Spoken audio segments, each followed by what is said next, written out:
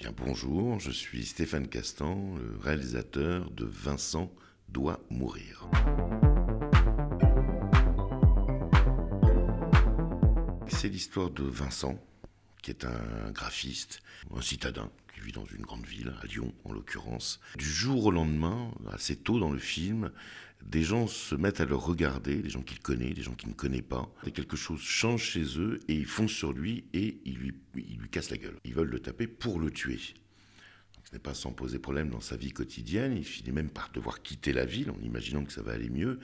Et bien sûr, ça ne va pas aller mieux, ça va même être de pire en pire, puisqu'il va rencontrer quelqu'un, Margot. C'est compliqué de tomber amoureux de quelqu'un quand cette personne peut vous tuer à tout moment.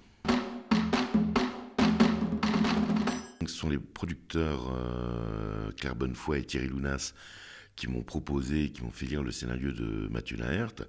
Et quand j'ai lu le scénario de Mathieu, il y avait quelque chose que je trouvais très intriguant, bon, déjà le concept de départ, et puis il y avait la promesse d'un cinéma que j'aime, c'est-à-dire avec un mélange des genres, et je le trouvais très inspirant, et je pense que c'est une des premières qualités d'un scénario, c'est d'être inspirant pour le réalisateur, qui va après forcément se l'approprier, et puis injecter ses propres névroses, rajouter de l'humour là, rajouter des personnages, des choses comme ça, et puis après retravailler avec les acteurs, d'autant plus que moi je travaille beaucoup à l'improvisation avec les acteurs, donc il y a des choses qui changent également.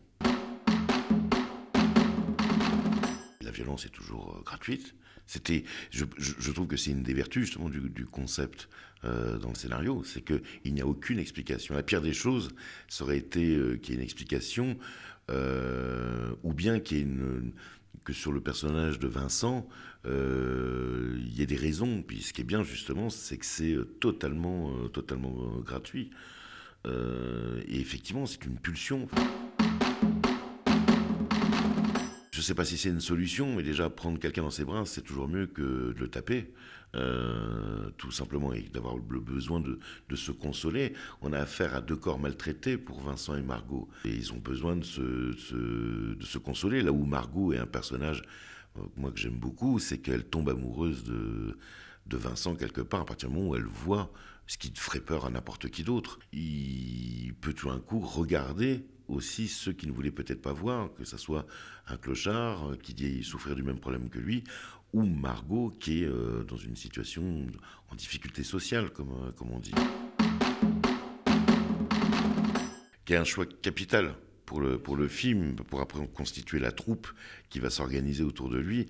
Le choix de Karim donne une tonalité radicale presque sur le film. Et je trouve que c'est un acteur qui a une palette incroyable parce et qui pour Vincent, pour moi, était une évidence. Il fallait quelqu'un qui puisse être monsieur tout le monde et qui en même temps possède sa singularité, qui puisse être puissant, qui puisse avoir cette douceur, cette brutalité.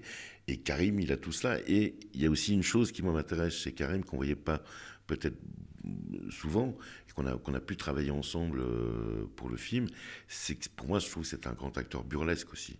Et que sur le premier tiers du film, spécialement, on voit bien qu'il a cette capacité-là, avec un corps qui essaye de s'adapter en mouvement et avec un visage qui reste assez placide à la manière d'un Buster Keaton.